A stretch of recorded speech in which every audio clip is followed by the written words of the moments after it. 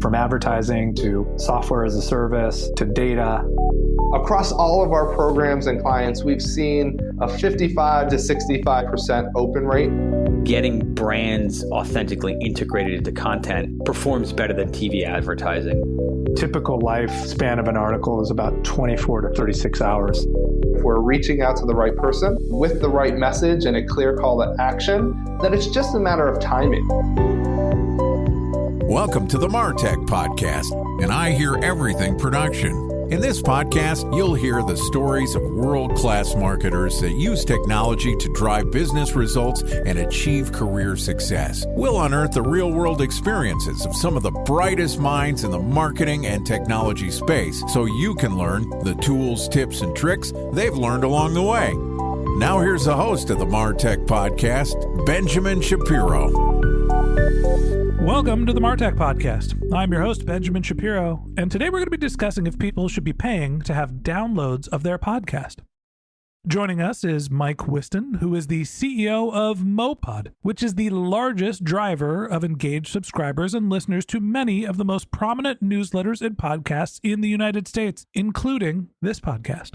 Yesterday, Mike and I talked about whether you should pay for podcast downloads. And today we're going to continue the conversation talking about using Programmatic to build your podcast community. All right, here's the second part of my conversation with Mike Wiston, the CEO of mowPod.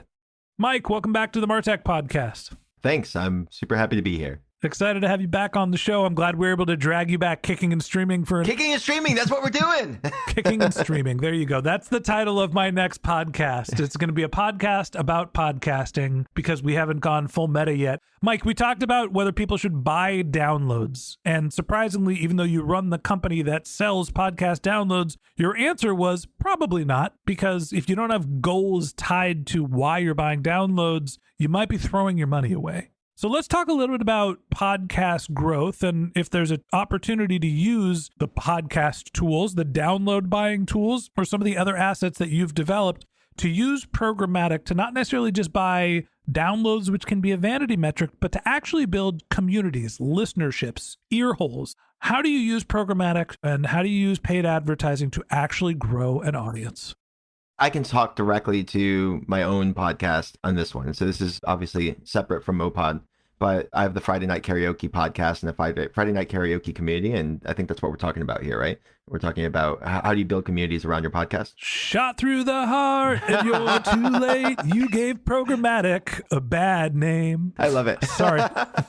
So probably the most value that anyone listening would get is understanding my journey with Friday Night Karaoke, because we built that from zero. We have an insanely engaged community. We're the number 1 music podcast in Canada. We're like the number 9 music podcast in the US. I think in Chartables, all podcasts global. We're number 4 music podcast globally for reach. So we've definitely done something right here. It doesn't hurt that we're a podcast growth company.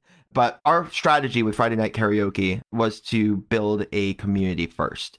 And speaking to Programmatic, we built it all on social. So we built a Facebook group. It's called Friday Night Karaoke. We started the Facebook group before we even started the podcast.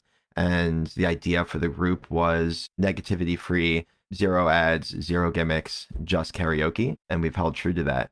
It's hundreds of songs being posted every single day from 11,500 members now who are highly, highly engaged and active.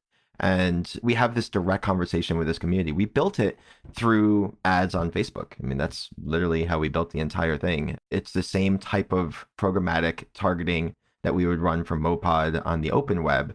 Meta has it built into their own system. So you can get very specific with the audiences that you're targeting. We've run ads since almost day one. We've built them against our page. We have a page and we have a group on Facebook, both for Friday Night Karaoke. The way Facebook works, if you're building a community, is you cannot drive an ad with a landing page of your group within Meta. It won't let you. You can drive to your page and you can get likes on your page and make that the outcome or the goal of a campaign. So we drive all of our audience and all of our marketing to our Friday Night Karaoke page with a goal of getting likes on the page and getting likes on the ad itself. You can then take those likes on the ad. You can invite those people manually to like your page. And anyone liking your page, you can go to your group and you can invite them to join the group. And that's from a paid perspective, how we built the entire community. Being laser focused on the kinds of strategies and audiences that you're going after is really important. Retargeting is huge and lookalikes are huge on Meta. So I'd focus a lot on those. But community's everything, I believe, in a successful podcast. You get feedback from the audience. You release a new episode and you have a place to actually let them know that, hey, there's a new episode out. It's not just Spotify saying, hey, your new episode is live. You can actually go into your Facebook group and let people know. And then again, you get that feedback, which many podcasters just don't get. They're waiting around for an Apple review or a Spotify review to tell them what's going on. All right. So you decided you were going to build a community first. You started with an advertising-led strategy, and you're doing some migration using Facebook to get people to like a page, and then you're manually inviting them to the group, and you're moving pixels and data and people around within the Facebook universe. Now you've got them in a group, and you could publish content. Talk to me about the way that you're getting people from the community into the podcast app. It seems like that's always the challenging part is, wonderful, I could build an audience on one platform. How do I carry my audience with me when I travel? I think that's actually pretty easy because you have a community, you have a direct line of communication with them, and you're not only talking to them, but if it's a true community, they're talking back to you. It's as simple as posting up, here's our new episode, here's the links to all your favorite platforms. You can use smart links with things like Chartable and make it super easy. That's why you build a community. You build it for feedback and you build it for a platform to let everyone know about your new episodes. It's literally that simple. A major part of our listenership and our most loyal listenership comes directly from that group. When you see your community grow, right, you're relying on Facebook and some of the, not necessarily programmatic, I guess we'd call those social marketing strategies. When you're investing in social and you're migrating people from a page to a group, do you see an instant impact in things like your podcast downloads, your rankings, your following? So when you move them from the page to the group, not necessarily. If you're doing it in a major wave, like if you're bringing on like 1,000 new people, sure, you might see a lift, but you'd have to bring on a ton of new people and it just doesn't grow that fast, at least not from paid unless you're spending a shitload of money. So you're not going to see major shifts. If you're getting 20 downloads per episode now, sure, you're going to see some big jumps. If you bring 1,000 new people into your group and you're promoting your podcast, yeah, for sure, you're going to be getting more than 20 downloads per episode, especially if you have an engaged community that is constantly posting things up and responding to your posts as an admin or as the owner.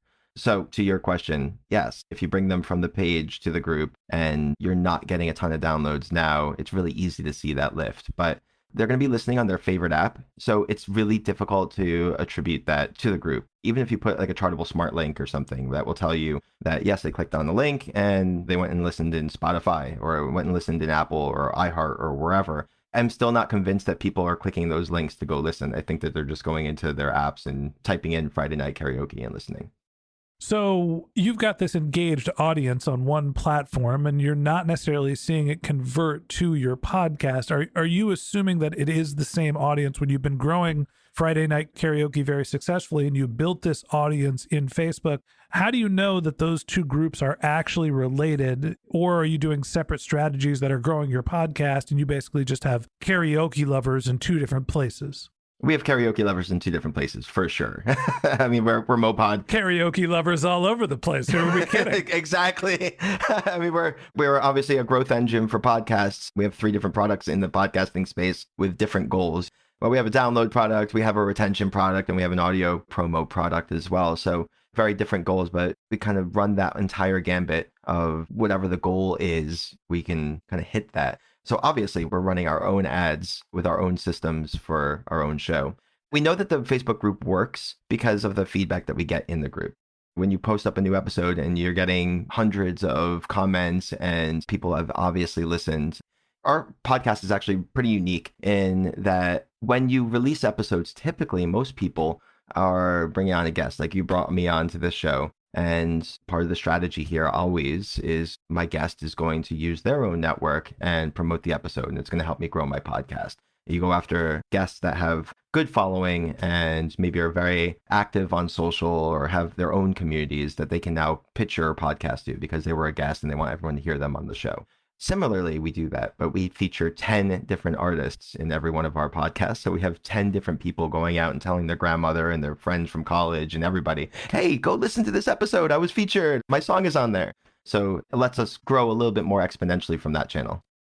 All right. So you've got this podcast, you've got this community. I don't even know what to call it, a Facebook community where you're publishing content, probably video related, and then you're growing this podcast as kind of a separate entity. I think of my community as the people that are listening to the show, and maybe that's an audience, not a community. You're not necessarily trying to migrate your podcast, your Facebook community over to the podcast. And you mentioned that you're using other strategies to try to grow your listenership, your audience, and your podcast. Yesterday, we talked about downloads being great to get sort of one-hitters, right? You're getting somebody to be exposed to the content, and a small percentage, 3 to 5% of them, are going to stick around and become your followers. What are some of the other ways that you're getting people to stick around and become your avid listeners in podcasting? We actually have a product called mowPod Audio, and it's taking advantage of all the dynamic ad insertion units across podcasting. So if you're on Spotify or Megaphone or Libsyn or any of the major hosting platforms, you have the ability to put in dynamic ad slots into your podcast, and that's going to put an ad in that spot that matches the listener. Maybe there's interest targeting segments that we talked about, or lookalike audiences, or whatever. Someone's going to hear your ad based on any number of programmatic criteria.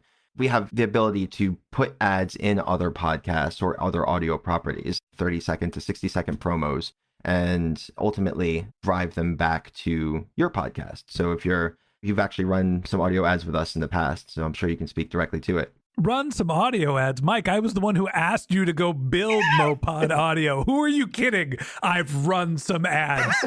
You were the architect. I'll give you that. I'll go with Godfather. Godfather. Or something like there you go. Cut the shit. This is what happened. It's true. We did not have an audio product. And you're like, you can do this? Can you do this for audio? I don't want to humble brag here, but I'm going to do it anyway. Do it. I went to you and said, Mike, I spent tens of thousands of dollars my first few years in podcasting buying remnant inventory on the CNN network for $1 CPM. Can you please use the programmatic advertising strategy that you have, but instead of buying display media and driving downloads, can you just serve this 60-second audio ad? And everybody, that really works. If you want to find people that listen to your podcast, target them in podcasts. They're already podcast listeners, right? I need marketers that listen to podcasts. The caveat there is you really need to have amazing audio. You need like an amazing ad. And it's hard to know what an amazing ad is. Not all ads are created equal. I recorded an ad 5 years ago when I was 6 months into recording podcasts, and I've never changed it. It is a 60-second ad that says, if you're ready for your next great show and you want to learn how great businesses grow, listen to the MarTech podcast. It's got a 15-second preview of our content and then basically reads the introductory copy that we have in every one of our podcasts, and then go download the MarTech podcast. Written by a guy who owns the MarTech podcast, not the Gumby Lubbers podcast. But look, everybody take that, please. Copy it. It's not rocket science. I'll give you the ad. You can just change the title. Anyway, how do you get people to listen to your podcast? Find people that are listening to podcasts. Use programmatic advertising. Now I'm on my high horse and I'm not interviewing, I'm preaching. But find people that listen to podcasts. Target them in podcasts. I don't understand why this is such a complex topic for everyone. Why isn't the industry at large using audio advertising to grow podcasts? The long tail attribution is challenging. That's one, I think, major reason. Just understanding how that growth came in and where it came in. I mean, ultimately, someone hears the ad and then they're going to their favorite app. They're probably in their app already because they're listening. And then they're typing in Friday Night Karaoke or the MarTech podcast and hopefully listening. And it's hard to get that long tail attribution. Sorry, got worked up on that one, Mike. I am such a fan of audio advertising in podcasts to grow your podcast. That's been my secret sauce since I started the podcast, and it got me in my first 11 months to my first 10,000 downloads. Now we rely on a combination of downloads and audio advertising and some of your other products to bolster the reputation of our podcast. I guess the last question I have for you is, you're like my programmatic guru, wizard, podcast download genius. Why is this something that you have figured out that the rest of the industry hasn't? What is so complicated about programmatic that scares people away from leveraging this channel to grow their podcasts, their YouTube channels, their whatever it is? I think it's just because it is so complicated. I mean, there's so much that goes into a programmatic strategy. It's very difficult to back into a cost per download that makes sense for most people who are going to go after building something like this. I think that you need to be laser focused on results, obviously. You need to be laser focused on strategies that are working and making sure that you're finding more people like the kinds of people who are actually engaging. That's where those lookalikes and those retargeting audiences come into play. I think you need to be data warehousing like crazy. It's not just about running campaigns. It's about collecting as much data as possible about what works and what doesn't work, and then drawing lines between them, connecting as many dots as possible, and just getting a sense for here's what it looks like in this category, and here's what it looks like in this category, and giving yourself some baselines to start from. Or just hear me out. Don't do that and just work with us. This is not a sponsorship. Mike is my friend. Mike, I feel like we've known each other for years. And ironically, we met in 2022 when we're recording this episode. So I want everybody to listen to this to know that this is from the heart. And I'm going to say it in front of Mike and probably embarrass myself. But I'm going to give you some data. I met Mike. We started talking. Turns out we both knew a little bit about the podcast industry. We started working together. I started testing some tools of theirs. We started using audio advertising. I've used the Boost product. I've used some of Mike's other strategies to help grow my podcast. We really started working together in June. In the last 6 months, my podcast has grown 64%. And I would say that part of that is my hard work, but most of that is my relationship with mowPod and the strategies that you've built to help us grow our podcast and reach new audience. Not only has helped us be a bigger podcast, it helps us get our content out to more people. It also takes the stress off of me as a content creator because I know I have something that is predictable and sustainable. I will say this one more time, and I said it right before you went to Vegas on your last trip. Mike, don't die. I can't promise it. I love whiskey. When you see me at Podcast Movement or at Podfest, if you see me, you'll see me probably at the bar. Oh, God help us. And that wraps up this episode of the Martech Podcast. Thanks for listening to my conversation with Mike Wiston, the CEO of mowPod. If you'd like to get in touch with Mike, you can find a link to his LinkedIn profile in our show notes. You can contact him on Twitter, where his handle is Mike Wiston. That's MikeWiston, or you can visit his company's website, which is mowPod.com, mowPod.com. Just one more link in our show notes I'd like to tell you about. If you didn't have a chance to take notes while you were listening to this podcast, head over to martechpod.com, where we have summaries of all of our episodes and contact information for our guests. You can also subscribe to our weekly newsletter, and you can even send us your topic suggestions or your marketing questions, which we'll answer live on our show. Of course, you can always reach out on social media. Our handle is martechpod, MARTECHPOD, on LinkedIn, Twitter, Instagram, and Facebook, or you can contact me directly. My handle is Ben J. Shap, BenJShap. And if you haven't subscribed yet and you want a daily stream of marketing and technology knowledge in your podcast feed, we're going to publish an episode every day this year. So hit the subscribe button in your podcast app and we'll be back in your feed tomorrow morning. All right, that's it for today. But until next time, my advice is to just focus on keeping your customers happy.